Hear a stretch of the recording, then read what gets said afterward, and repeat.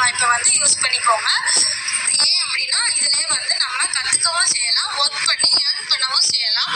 அது எப்படின்னா ஒருத்தவங்க வந்து இதில் ஜாயின் பண்ணுறது மூலயமா கோர்ஸ் படிக்கிறதுக்கு ஆஃபர் கொடுப்பாங்க. அந்த கோர்ஸை நம்ம படித்து மினிமம் 1500 மேக்ஸிமம் 21,000 வரைக்கும் நம்ம ஏர்ன் பண்ணலாம்.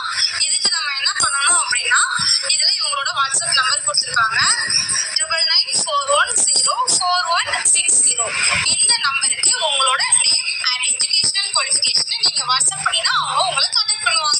ஸ்கிப் பண்ணாதீங்க. பெரிய தப்பு. தினம் 300 ரூபாய் சம்பாதிக்க அரிய வாய்ப்பு. இன்ஸ்டாகிராம், ஃபேஸ்புக் பயன்படுத்த தெரிந்தால் போதும். Content post and content publishing மூலமா தினம் 300 ரூபாய் சம்பாதிக்கலாம். இந்த வேலை செய்ய 5 நிமிடம் போதும். Work training support, group communication support, all language customer live chat support, முக்கியமா சொந்தமா ஒரு பிசினஸ் ஸ்டார்ட் பண்ற அளவுக்கு உங்களால கற்றுக்கொள்ள முடியும், சம்பாதிக்கவும் முடியும். இந்த வேலை வாய்ப்பு வழங்குவது 5 வருடத்துக்கு மேல ரன் ஆகிட்டு இருக்க நம்ம தமிழ்நாட்டு company school of business organization private limited. மேலே விவரங்களுக்கு டிஸ்கிரிப்ஷன். அரைச்சு வச்ச மசாலா மீன் குழம்போட டேஸ்ட் ரொம்பவே சூப்பரா இருக்கும். இதுல சேர்த்திருக்க மசாலா தான் இந்த மீன் குழம்போட டேஸ்ட் நல்லா தூக்கி கொடுக்கும். இந்த மீன் குழம்பு சாதத்தோட போட்டு பிசைஞ்சு சாப்பிடும் போது ரொம்பவே அட்டகாசமா இருக்கும். அதே போல இட்லி தோசைக்கும் ரொம்பவே சூப்பரா இருக்கும்.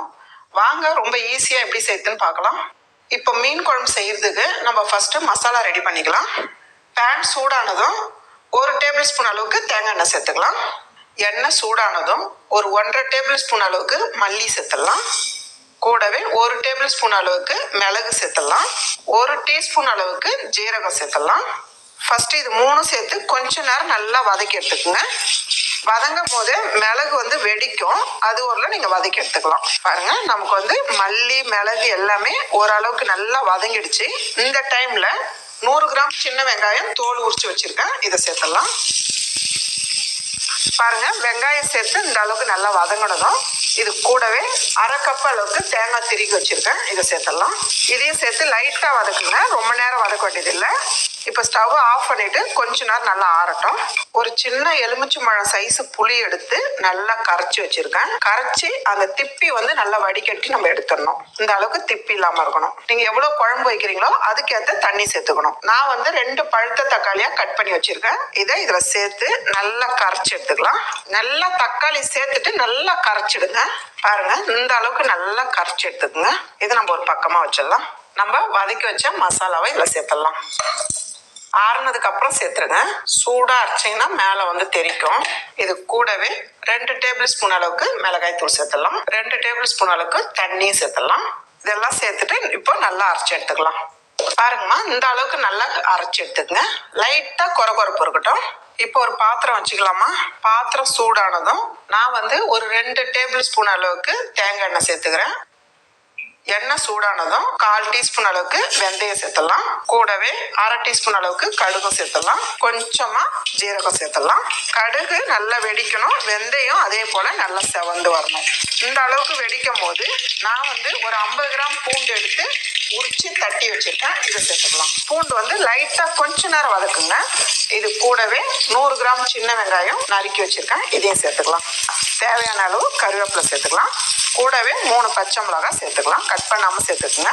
இப்போ இதெல்லாம் சேர்த்து நல்லா வதக்கிடுங்க. ஃபர்ஸ்ட் வெங்காயம் வந்து நல்லா வதங்கணும். இது கூடவே ஒரு 1/4 டீஸ்பூன் அளவுக்கு மஞ்சள் தூள் சேர்த்துடலாம். இதையும் சேர்த்து லைட்டா வதக்கிடுங்க. கூடவே நம்ம அரைச்சி வச்சிருக்க மசாலா. உங்களுக்கு வந்து காரம் ரொம்ப மைல்டா இருந்ததுன்னா நீங்க மிளகாய் தூள் இன்னும் கூட கொஞ்சம் சேர்த்துக்கலாம். இது சேர்த்து நல்லா வதக்கிடுங்க. நம்ம வந்து ஏற்கனவே வெங்காயம் மிளகு எல்லாமே வதக்கி தான் அரைச்சிருக்கோம், அதனால ஓரளவுக்கு வதக்கினா போதும். சும்மா 1 நிமிஷத்துக்கு வதக்கினாலே போதும். இப்போ நம்ம கரைச்சி வச்சிருக்க தக்காளி புளி கரைச்சல் இதை சேர்த்துடலாம். கூடவே தேவையான அளவு உப்பு சேர்த்துருங்க. மிக்ஸி ஜார் கழுவி கொஞ்சமா தண்ணி சேர்த்துருங்க. இப்ப நல்லா கலந்து விட்டுட்டு உப்பு காரம் செக் பண்ணிக்கோங்க. தண்ணி வந்து இந்த அளவுக்கு தான் இருக்கணும், ரொம்ப திக்காவும் இல்லாம ரொம்ப தண்ணியாவும் இல்லாம இருக்கணும். நமக்கு கொதிச்சு வரும் போது கரெக்டான பதத்துல வந்துடும். மீடியமான தீயில ஒரு 15 நிமிஷம் மூடி வைக்கலாம், கொதிக்கிட்டோம். இப்ப 15 நிமிஷம் ஆயிடுச்சு, பார்க்கலாமா. பாருங்க, குழம்பு வந்து நல்லா திக்கா இருக்கு. அதே போல எண்ணெய் நல்லா தனியா திரிஞ்சு வந்திருக்கு. பாருங்க, இந்த அளவுக்கு திக்கு இருக்கணும், ரொம்ப தண்ணியா இருக்க கூடாது. நம்ம வைக்கும் போது கொஞ்சம் தண்ணியா இருந்தது, கொதிச்சதுக்கு அப்புறம் கரெக்டா ஆயிடுச்சு பாருங்க. இப்போ வந்து மீன் சேர்த்துக்கலாம். நான் வந்து 3/4 கிலோ மடவ மீன் எடுத்திருக்கேன்.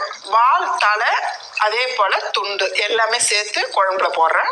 குழம்புல வந்து வால், தலைலாம் போட்டு வச்சோமா குழம்பு ரொம்பவே சூப்பரா இருக்கும். இந்த மீன் குழம்பு வந்து எந்த மீன்ல வேணாலும் செய்யலாம். மீன் சேர்த்துட்டு இப்படி திருப்பி விடுங்க. ரொம்ப குழி கரண்டியா போட்டு எப்பயுமே மீன் வந்து கிளறக்கூடாது.